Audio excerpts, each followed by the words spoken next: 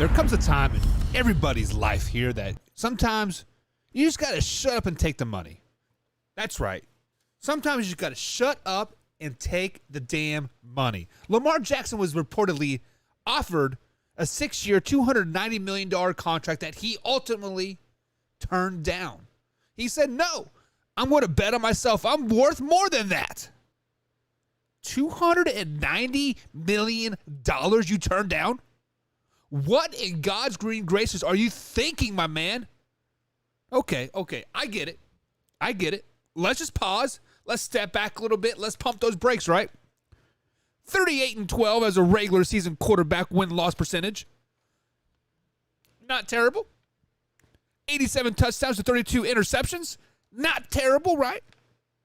10,180 yards for the last 4 seasons, not counting this season so far. He had 212 yards this last weekend. So, 10,300 yards. He has 6 comebacks and 8 game-winning drives in those 4-year career.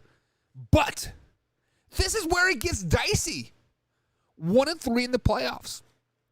50% passes completion. 900 yards passing. And then, of course, you guys, 2019 MVP. We cannot forget about that, right? We cannot forget about the glorious 2019 MVP. 3,100 yards passing. Next year, 2,700 yards passing. Last year, 2,800 yards passing. Yes, I know he missed the last 4 games of the season. I get it, but still. Okay, we'll give him 3,200. Okay. But it gets even worse than that. 2019, his MVP career, or MVP season, 17.5% of his passes were bad passes. That is ranked 20th in the league that year. 2020, 17.6% of his passes were bad passes. That was ranked 22nd in the league.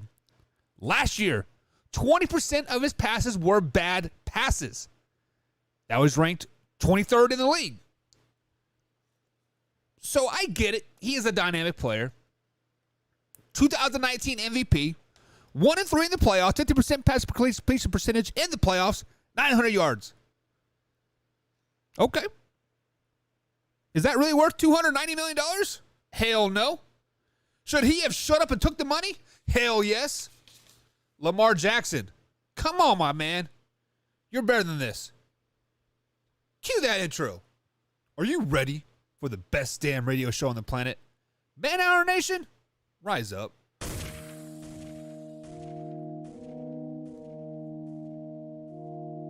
You don't want to be every time, no. I would like to personally welcome you to Man Hour After Dark. Say that thing. While I bring you the host, Mike, Buck, and Cone. You know who's coming to the stage. Sports talk than what you about to hear right here. I second that. Go. You know that it's us when we talking about sports. Giving you facts on the field to the core. Tune in, we need the support. 1 hour too short, then listen some more. On all your stations, not dropping no music. Starts like Adidas, but Nike just do it. Down 4 in the 4th, we go for the win. Michael 2 seconds, we taking it in. Buck, Mike, and Combs. You know what's going on. Man, now we're After Dark, no LA. We the big spark. No 4th and inches won't cut short. Got the best talking, it's all sports. Buzzing more than buzzer beaters. We coming live all through your speakers. Go. And what is up, Man Hour Nation? Michael Buckhouse here with the Man Hour. Be sure to head over to manhourradio.com. Check out the blog section. Of course, check out the merchandise section as well. We got the new Stay merchandise out there. Stay Tomorrow Needs You for Suicide Prevention Month here. So, guys, be sure to check that out. Pick you up some merch, and all profits from those t-shirts will go to a nonprofit organization. I believe it is ASMF. I believe that's what the acronym is. But it's basically American Suicide Prevention Society. We have teamed up with Luke G from NFL Talk, the Detroit Lions, and of course Luke G's Field Review, and we are trying to really push those Stay Tomorrow Needs You shirts, guys. So check those out in the link below, and of course at manhourradio.com, and click on the link, or the merch link, I should say. It is Monday. It is not going to be Overreaction Monday. We got Overreaction Tuesday coming up because Combsy is here tomorrow. But tonight it is just me flying solo, guys. And that's right. We have the infamous Fact or Crap right here on the Monday edition of Man Hour Sports Talk. We got to dive into the Dak Prescott thing. TJ Watt is believed to have torn his pec. Miami Dolphins are back. Still undefeated Super Bowl champions, right? Kansas City Chiefs are the best team in the NFL. And a surprise. I'm still kind of tinkering with it, which way I want to go with it in my head, but it's going to be a surprise. But as always, guys, Man Hour is brought to you by Manscaped. Head over to manscaped.com and use promo code MANHOUR. Get yourself 20% plus free shipping. You get this amazing weed whacker. I've actually, here, let me go ahead and turn it off for you. It gets up in there and cut those nose hairs. I'm getting old, so I got the, oh, that kind of tickled. I get those nose hairs kind of strangly, so I get in there, get it up nice and well. Of course, you got the Lawnmower 4.0 for the down below region if you want to clean up what you got going on down there. I mean, we expect our wives and girlfriends to be clean, so we should be clean ourselves. So go ahead and get down there and get that Manscaped 4.0 weed whacker. Or sorry, that's the lawnmower. The lawnmower down there, the weed whacker is for the airs. Makes sense, right? Of course, this 4.0 kit comes with the weed whacker, the lawnmower, and ball cologne, and some chafing gel. So, guys, it is a great package over there. It's $99. Great holiday gifts. Use promo code MANHOUR at manscaped.com. And it is time to get into it, guys. It is time to get into the infamous fact or crap. There we go, guys. Yes, it is time for fact or crap. And it is simple as that, guys. You guys have hit me up on Twitter at manhour_buck or on Facebook groups or wherever you are finding us. And we are pulling out those facts and craps and we're bringing them to the Man Hours page here. Let me flip my page back over so for my notes here. So fact or crap is simple as that. You give us a statement and I tell you if it's indeed a fact or if it indeed is a crap statement. So number one that we are going to get into is this whole Dak Prescott injury thing. It was a freak injury. He threw the ball. He hit, I think it was Shaq Barrett's helmet or hand, and he broke his thumb. He is ultimately going to need surgery on his thumb. Now, I am not going into the whole political side of things. You guys can do that. Dak is an overrated quarterback, yada, yada, yada. That is a story for later on in the week when me and Combsy and Soup Boss are together. But right now, we are going to address a particular Fox Sports analyst. I believe his name is Ocho or Ancho, or it's the E word. It's the black guy with the E word. I think it's Ancho, right? He went on his TikTok and said that Jerry Jones is to blame for Dak Prescott's injury. And he went on to say the reasoning for this is because Dak Prescott doesn't have a number one receiver. What? First of all, that right there is complete crap. But let me ask you this question. Fact or crap? Jerry Jones is indeed to blame for the Dak Prescott injury last night. I'm going to go with complete crap on this. 100%. That is crap. How in the world can an owner be blamed for a freak injury accident? Tell me how. Yes, I heard the statement. He doesn't have a number one receiver. How does not having a number one receiver make you throw the ball into a guy's other hand and happen to break it? Are you stupid? Or are you just plain stupid? Like what? Come on. Do better than that. When you are telling me that a freak injury accident is the owner's fault because he doesn't have a number one receiver, that is complete 100% crap. It is. How in the okay, Ancho? Yeah, it is Ancho, right? It's Ancho. When we think about this logically. Yes, the owner does put players on the field, but how is CeeDee Lamb not a number one receiver? How was Jerry Jones going to predict that Michael Gallup was going to miss tonight's game or last night's game? How is Jerry Jones going to miss and anticipate there's another receiver that got hurt as well? CeeDee Lamb was the only receiver on the field, yes, that had a touchdown catch on the roster. That was active roster, right? I get it. But how is that Jerry Jones' fault? 100% complete crap on that. Like, Ancho, you need to do better, my man. Like, I know what you're trying to do. I've been there. I've done that. But you have lost all credibility with me right there. Like, that is the complete most asinine thing I've ever heard in my whole entire life. Come on, man. Come on. The next fact or crap.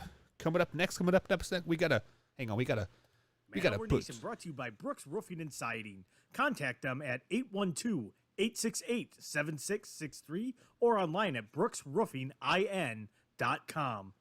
Brooks Roofing and Siding, protection you need when nature strikes. All right, guys, get with Brooks Roofing here. They will treat you right on the whole roofing game. We had some hail damage come through our neighborhood last week or 2 weeks ago, and they treated us right. They got our insurance claim well underway. We're getting new gutters. We're getting a new roof, and I'm getting a new fence as well. So pretty excited about that. Thanks out. Big shout out to Brooks Roofing for helping us out here. But the next factor crap here, TJ Watt is to believe has torn his pec, and that is quite frankly a season-ending injury. When you tear your pec, it just takes time for it to heal, and playing an NFL season is not getting time to heal. So, factor crap.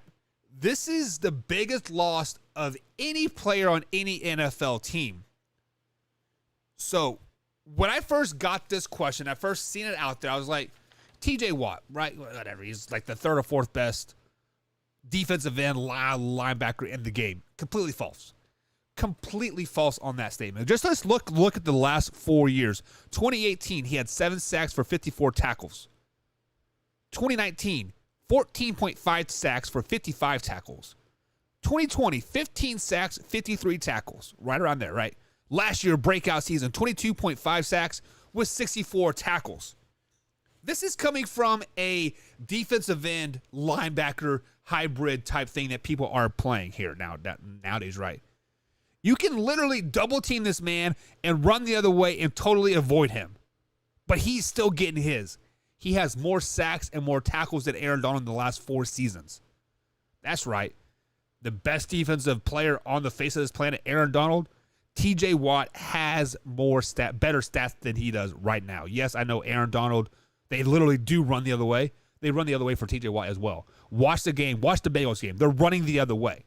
But to say this is the biggest loss for any other team, or so it's the biggest loss of any of like any team, of any player, this is including quarterbacks. Like, what if the Chiefs lost Patrick Mahomes?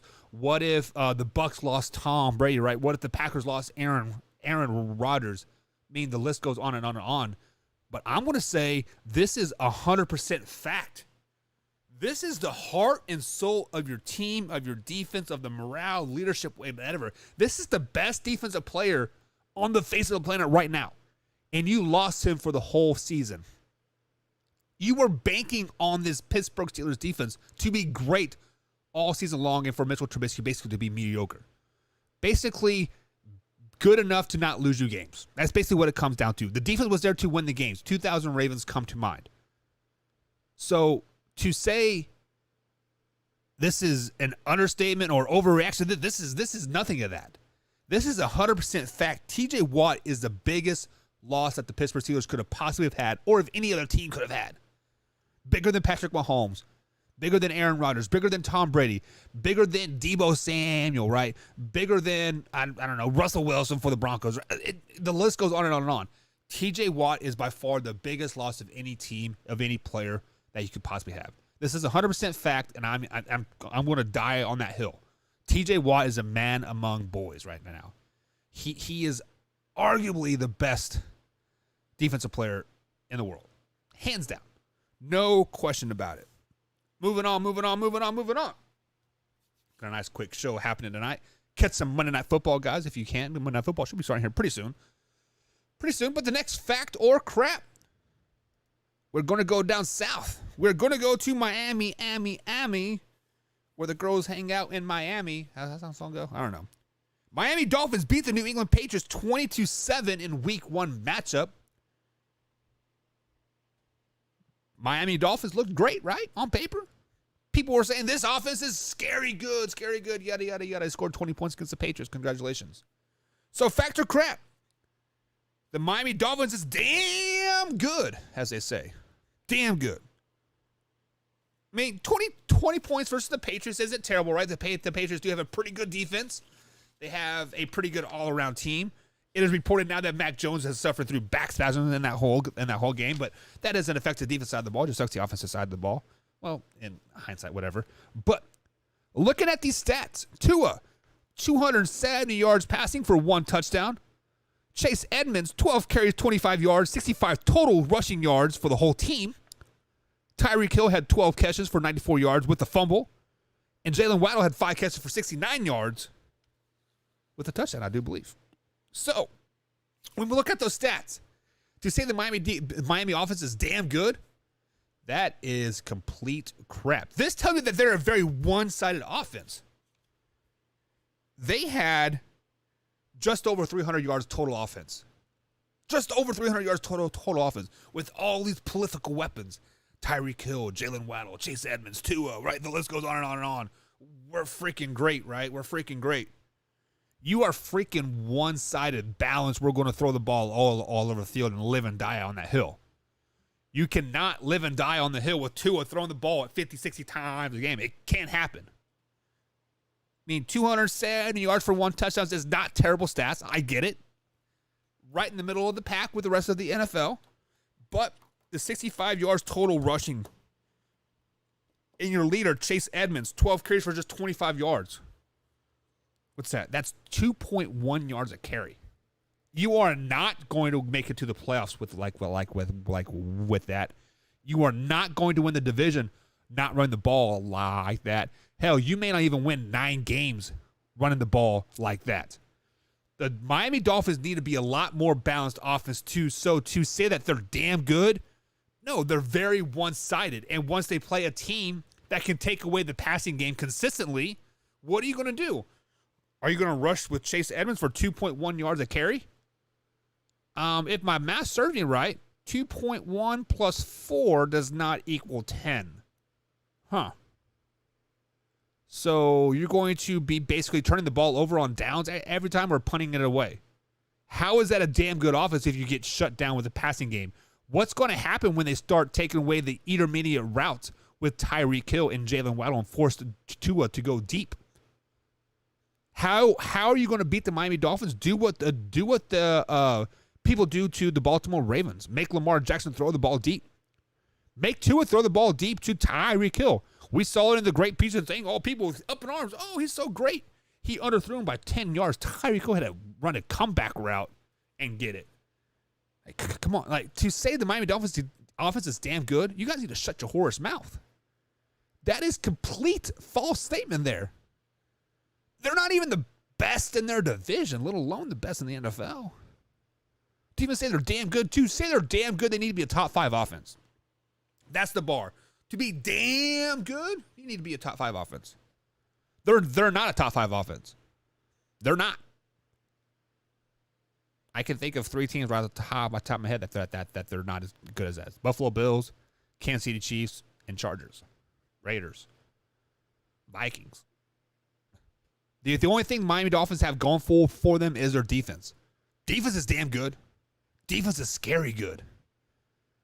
Hell, I think the defense outscored the Patriots, right? They at least had 1 pick six, like if not 2, if my memory serves me right. I don't know. But still, come on, to say they're damn good. Do better than that. Do better. Next up, last factor crap of the night before we wrap up the show.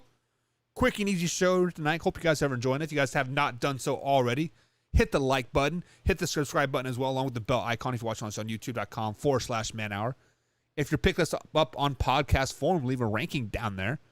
And actually tweet at me at manhour_buck. Let me know what podcast form you are listening to on Spotify, iHeart, or iTunes. I'm just kind of curious of like what the most popular podcasting form is. Because I use Spotify and then Audible. Like Audible is where I get like all of my books like rating at. I'm starting to do this reading of the books thing and kind of, doing whatever. I'm not sponsored by Audible by any means, but hey, if Audible wants to give me some free month subscription, I'll be down for that. Come on, Audible. Hook me up. Spotify, same thing. Come on, it's only $10. Come on. Hook me up. Next factor crap. As you guys know, the Kansas City Chiefs stomped the crap out of the Arizona Cardinals. 44-20, I believe, the last score. Hell, I was watching the game live, and they shut it off in the third quarter because the Chiefs were beating them down so bad. They switched over to the Raiders and Chargers. This is the same Arizona Cardinals team that you guys have them up on the pedestal saying, oh, Super Bowl, Super Bowl, Super Bowl. Looks out for Kyler Murray, right? Okay. Fact or crap? Kansas City is better now than they were the year they won the Super Bowl. Wow. That Super Bowl year, they were pretty good. The offense was clicking on all cylinders. That offense seemed damn near unstoppable. Wasn't that the year that they played the Rams like 56-53 was the final score, 52? Like that was a very high-flying offense, and the defense finally started to click the second half of the season. With that being said, the defense this year looks pretty good. Week 1, yes. Room for improvement, obviously. Always is. Week 1. Justin Reed, great replacement for the Honey Badger. I'm glad Schwarzen's gone on as well. The secondary looks a little bit more sound. The front seven looked dangerous. Let's look at the offensive side of the ball. 66 plays, 33 first downs. Let me repeat that. 66 plays, 33 first downs for the Kansas City Chiefs offense. Travis Kelce had 9 catches, 121 yards. Juju, 8 catches, 79 yards. MSV, 4 catches for 44 yards. McCole Hardman, 6 catches, I should say. McKinnon, 4 catches. 128 yards rushing for total for offense. Isaiah Paseo, 12 rushes, 62 yards. Clyde Edwards-Helaire, 7 rushes for 42 yards. This is a well-balanced offense. I mean, 9 catches, 8 catches, 4, 6, 4. That is spreading the ball healthily across 5 receivers there. And I'm not counting the running backs that caught it because Isaiah caught 6 passes. Clyde caught another 2 or 3 through 3 passes, right? Rushed the ball for 128 yards. Come on. So to say, fact or crap, Kansas City Chiefs is better than the Super Bowl year. This is 100% fact. Fact. They are a well-balanced offense. They got a pretty good defense right now. Room for improvement, yes. Offense is at the top of their game. I mean, hell, every other player getting a first down? Who can stop that? Obviously, the Arizona Cardinals can't argue. Cardinals fans putting these up on this pedestal. Kyler Murray's their greatest, whatever. The Chiefs shut down Kyler Murray. The Chiefs confused Kyler Murray at the line of scrimmage. Hence why the film study clause was in his contract. But hey, who am I to say anything? But the Kansas City Chiefs are definitely better now than they were the Super Bowl year. 100%. I'm going to even go out on a limb, not a very hard limb because this is a nice sturdy limb. I'm going to die on this limb. Kansas City Chiefs are better than Buffalo Bills right now. If they were to match up right now, the Kansas City Chiefs would win 9 out of 10 times. And only because they will lose that 10th time is because it's raining or snowing outside. And the Buffalo Bills are built a little bit better to play in the cold weather than the Chiefs are. That's about it. Give me the Kansas City Chiefs over the Buffalo Bills 100% of the time. Fuck it. 100%. But yes, the Kansas City Chiefs are indeed better now than they were the Super Bowl year. Now, are they going to improve throughout the season? Yes. Are they going to hit some bumps throughout the season? Yes. But this schedule that they have for the Kansas City Chiefs, it is difficult. Very, very difficult for them moving forward. No question about it. So, am I predicting a Super Bowl? Of course. I'm a Chiefs fan. But what is my heart of heart, like what my heart tells me to pick the Chiefs to win the Super Bowl, right? What does my head tell me to do? We are going to go through a rough patch at some point in the season. We are going to hit that defensive struggle that we had the last couple of years. And I don't know if it's a mindset, if it's a coaching thing, or it's a cultural thing. But I think that mindset is gone. That cultural thing is gone. The coaching thing is the only thing that is left, a.k.a. the Honey Badger is gone, right? So we'll see how good the coaching staff is on the defensive side of the ball, and then we'll see how good a Justin Reed leadership skills are. I'm excited to watch the Kansas City Chiefs this season. I'm excited to see a bunch of 44-20 games. The next couple weeks are going to be telling for the Kansas City Chiefs. The Buffalo Bills, not so much. They got a fairly easier schedule. Battle-tested it all like it all it is. The Buffalo Bills will end up with a better regular season record, yes. But when does it matter? It matters in January and February, baby. That is all that matters in the end, is how many games you win in January. And the Chiefs will win more games of the Buffalo Bills in January and February. That's going to be it for the Man Hour tonight, guys. Thank you for tuning in. If you haven't done so, hit that bell icon, hit the like button, hit the subscribe button as well. Share this with a couple of friends. My man Combsy will be back tomorrow. We got Overreaction Tuesday. I'm working on a new little intro for that. Hopefully you guys enjoy that. But as always, guys, live, raw, uncut. Michael Buckcaster, we out. Have a good night.